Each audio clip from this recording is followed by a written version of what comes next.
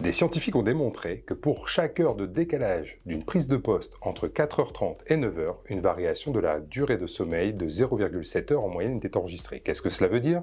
Si vous démarrez à 9h le poste, vous aurez votre temps de sommeil complet, il n'y aura pas de souci. Si vous démarrez votre poste à 6h du matin, eh bien il vous manquera 0,7 heures x 3, il vous manquera 2 heures de sommeil.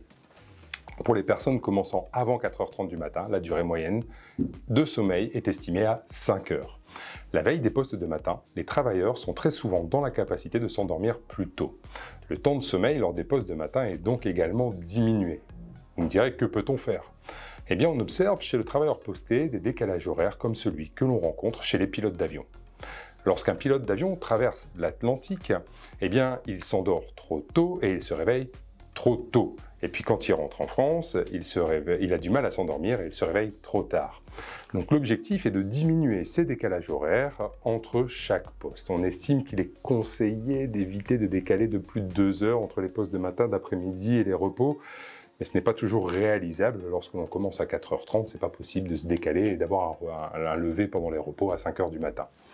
Donc en tout cas, essayez de réduire au maximum le décalage entre le poste de matin, d'après-midi et de repos. L'autre option est de compenser ces manques de sommeil par des siestes.